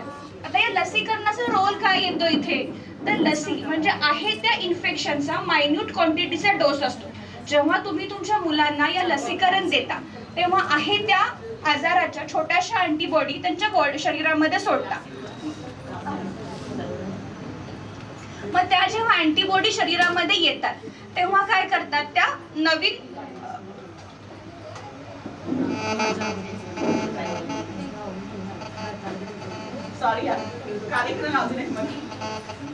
आता या अँटीबॉडी काय करतात की त्या नवीन जेव्हा परत डिसीज येतो त्याला लढण्यासाठी एक चक्र तिथे तयार करतात. म्हणजे परत जेव्हा पुढच्या वेळेस तुमच्या बॉडीला आता कोरोना सारखा आजार आला किंवा एनी इन्फेक्शन आलं तर त्या आधी सगळा बेस बनवतात, सगळी हत्यारं तयार करतात. मग ज्या वेळेस तुम्हाला आजार होतो तेव्हा ते तुमची तीव्र आजार होणार नाही असं नाही वॅक्सिनेशन नंतर पण आजाराची तीव्रता ही नक्की ह्याच्यामध्ये कमी होऊ शकते. सो तुम्ही तुमच्या मुलांना अजूनही जर कुठेही वॅक्सिनेशन करायचं कुठलंही राहिलेलं आहे तर ते वॅक्सिनेशन करून घ्या न चुकता.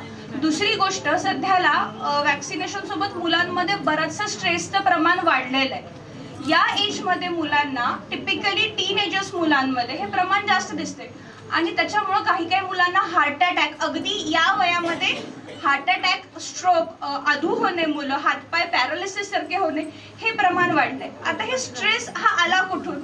नकळत सकाळी उठणं, शाळेला जाणं. माझीही मुलं शाळेला जातात पण असं नाही म्हणतात की मी शाळेला पाठवू नका, नक्की पाठवा पण तुम्ही शाळेचं टायमिंग ऍडजस्ट करा. त्यांना 1 to 1 असं शेड्यूल नका मॅनेज करू. हे संपलं की हे भाग मध्ये मुलांना शर्यतीमध्ये नको. आपण सुरुवात छोटी छोटी करू, शाळेत व्यवस्थित पाठवू. त्यासोबत त्यांचा शाळेत झाल्यानंतर स्ट्रेस रिड्यूस करायला काय कराल, तुम्ही त्यांना मैदानावरती पाठवा. भरपूर मुलांना मनसोक्त त्यांच्या आवडीचं 1 तासभर खेळू देत. ते खेळल्यानंतर हा नाही की हा स्पोर्ट्स म्हणजे क्रिकेटच पाठवणार, फुटबॉल नाही. जे त्यांना हवंय, जे त्यांना खेळायचं त्यांच्या मनासारखं, ते त्यांना मनभरून खेळू द्या. का खेळू द्या, त्यांची बॉडी डिस्ट्रेस होईल, हे महत्वाचं. आणि सगळ्यात महत्वाचं, डिस्ट्रेससाठी तुम्ही काय कराल, सगळ्यांनी अगदी मुलं जर 10:30ला झोपत असतील ना, 10ला आई वडिलांनी आपले मोबाईल बंद करायचे आणि मुलांसोबत फक्त तिथे बसा. त्या रूम मध्ये कुणाचा फोन द्या, अर्धा तास कुठलीही इमर्जन्सी एवढी महत्वाची नसते. तो फोन बाजूला ठेवा आणि त्यांच्या सोबत खेळा. जे ते सांगतायत ते ऐका. त्यांच्या आपण जे म्हणतो संवाद साधणं, गप्पा मारणं, ते त्यांच्या सोबत करा. मुलं खूप खुश होतात. प्रत्येक मुलगा, आता मी पेडियाट्रिशियन म्हणून मी हे सांगते की येणारा प्रत्येक मुलगा हेच सांगतो, माझ्या आई वडिलांना माझ्यासाठी वेळ नसतो. आणि मग ते मोबाईल बघतात, तर आम्ही का नाही बघायचा, आम्हालाही बघायचा. सो आपण इथे आहोत ना, तर आपण ऍटलिस्ट मनाशी एवढं ठरवू की झोपायच्या आधीचा अर्धा तास हा फक्त माझ्या मुलांसाठी किंवा माझे नातवं जे काही आपण तेवढा देऊ. आता राहिला प्रश्न आहे स्क्रीन टाइमचा. तर मुलांमध्ये सध्याला स्क्रीन टाइमचं प्रमाण सुद्धा खूप आहे. मग तुम्ही इथे काय करू शकता, एक बंद करू शकतो का मोबाईल, टीव्ही? नाही, समहाव ही काळाची गरज आहे. मग यावेळेस आपण काय करायला हवं, एक 15-15 मिनिटं तुम्ही त्यांना टाइम स्लॉट करून द्या. मी 15 मिनिटाचा अलार्म लावतो, तुला बघायचं आहे ना बघ, पण कंटेंट काय बघायचे हे माझ्यासमोर ठरवायचं. म्हणजे मुलं काही बाकीचं बघणार नाही. प्रत्येक वेळेस मोबाईलचा मिसयूज होतो अशातला भाग नाही. हे तुमच्या हातात आहे की तुम्ही त्यांना काय देऊ शकता आणि किती देऊ शकता. सो आपण तिथे कंट्रोल करू शकतो. दुसरं म्हणजे सध्याला लहान मुलांमध्ये स्ट्रेसमुळेच रात्री बेड वेटिंगचं एक प्रमाण वाढलेलं आहे. स्ट्रेस कसाही फिरून येऊ शकतो. मुलं झोपेत बऱ्याच गोष्टी बोलतात, करतात. आणि या दिवसामध्ये अजून एक असं आहे की मुलं खूप, आईची कन्सेप्ट असते दूध पीत नाही म्हणून आम्ही त्याला दूध पाजवतो, ह्याने नीट खाल्लं नाही. अरे खाल्लं नाही ठीक आहे, नाही खाल्लं म्हणून दूध पाजवणं हा अल्टिमेट ऑप्शन नाहीये. दूध सगळ्यांना असं आपल्याकडं एक लहानपणापासून कन्सेप्ट, दूध पिलं म्हणजे माझं बाळ सुदृढ आहे. वयाच्या 1 वर्षानंतर मुलांना दुधाची जास्त गरज लागत नाही. टेक्निकली आपण बघितलं तर 6 महिन्यानंतर सुद्धा आपण ब्रेस्ट फिडिंगचं प्रमाण हळूहळू कमी करतो. त्या वयापर्यंत मुलांना गरज असते, पण त्याच्यानंतर ही गरज कमी कमी होते. तर दुधाचं कसं असतं, दूध थिकनेस जास्त असतो, त्यामुळे पोट गच्च भरतं. पण पोट गच्च भरणं म्हणजे तुमची पुढची भूक मरणं. मुलं जेव्हा तुम्ही एक्सेस दूध, आपण सकाळी उठल्या उठल्या चहा पितो, चहा पिल्यानंतर ना पोट गच्च भरतं, आपण सगळी कामं करतो. सेम मुलांमध्ये तुम्ही जेव्हा त्यांना एक्सेस दूध देता तेव्हा त्यांच्यामध्ये ताकद नको का, बाकीचं कसं खाणार, त्या मुलांच्या पोटात बाकीचं अन्न जाणारच नाही. सो तुम्ही तिथे ते कट डाऊन करा आणि त्यांना त्याच्या बदले एक छान नाश्ता द्या. तुम्ही अगदर लाडू सुद्धा दिले पौष्टिक, तरी मुलं आनंदाने ते खाऊ शकतात. पण तुम्ही त्यांना सॉलिड खायला द्या. लिक्विड डाएट वरती ठेवू नका. मुलांचं हे वय नसतं की त्यांनी लिक्विड फेज मध्ये राहावं. रात्रीच्या प्रमाणामध्ये मी दूध अवॉइड का करा सांगते, तुम्ही जेव्हा त्यांना एक्सेस मध्ये दूध देता, आधीचं जेवलेलं त्याच्यामध्ये एवढं दूध अजून गेलं, पोट तर गच्च भरलं, मग ते मुलांचं पोट नकळत गच्च राहतं, कंटिन्युअस ॲब्डॉमिनल पेन राहतो, फुलनेस राहतो. मग ते मुलं वळवळ करतात, शांत तर मुलं झोपू शकत नाही. मग या फेज मध्ये काय होतं, नकळत बेड वेटिंग हे प्रकार सुरतात. संध्याकाळी 7 नंतर तुम्ही जेवढा लिक्विड इंटेक मुलांमध्ये कमी कराल तेवढं हे प्रमाण कमी होतं. आता दुसरी फेज झाली आपली अडोलसंट फेज. अडोलसंट फेज म्हणजे आता सध्याला मुलांमध्ये ओबेसिटी हे प्रमाण जास्त मुलींमध्ये वाढलंय, त्याच्यामुळं अर्ली मेन्सेस येतात. आता हा दुधाचा अजून एक, दुधामध्ये आता सध्याच्या सायंटिस्टने असं सांगितलं की आधीसारखं दुधाची प्युरिटी राहिली नाही. ती गाय किंवा म्हैस दूध देण्यासाठी त्यांना ऑक्सिटोसिनचे इंजेक्शन्स दिले जातात. का दिले जातात, कारण त्या गाईला भरपूर किंवा म्हशीला भरपूर दूध यावं. सेम तुम्ही तुमच्या मुलांना नकळत हॉर्मोन्स देताय. तुम्ही तुमच्या वयाचे टिपिकल काही एज 31-40 गाठल्यानंतर हॉर्मोन्स घेतलेत, पण तुम्ही तुमच्या मुलांना एवढ्या लहान वयातच हॉर्मोन दिलेत. जर नकळत तुम्ही बघितलं तर मुलांचे सुद्धा आजकाल थोडेसे ब्रेस्ट साईज वाढलेला दिसतो. तुम्ही सगळेजण चेक करा आपापल्या मुलांमध्ये. आधी असं दिसत होतं का कोणामध्ये? नाही. मुलांचाही ब्रेस्ट साईज दिसतो, मुलींचाही नकळत दिसतो वाढत्या वयांमध्ये मुलांना. त्याच्यामुळे दूध देणं टाळा. हे एक रिझन असतं की त्यांच्या हेक्टिक लाईफ शेड्यूल सोबत जंक फूड तर आपलं आलंच, पण त्याचे ते सोडून याही काही गोष्टी आहेत की ज्या तुम्ही तुमच्या लाईफमध्ये इथे चेंज करायला हव्यात. दुसरी गोष्ट, सध्याला मुलांमध्ये युरिनरी ट्रॅक इन्फेक्शनचं प्रमाण जास्त वाटतं. आता तुम्ही जेव्हा इव्हिनिंग, मी परत सांगितलं की जेव्हा तुम्ही इव्हिनिंगला लिक्विड इंटेक जास्त देता त्यावेळेस मुलांमध्ये हे प्रमाण वाढतं. सो संध्याकाळी 6 ते 7 नंतर ना तुम्ही हे प्रमाण कमी करा.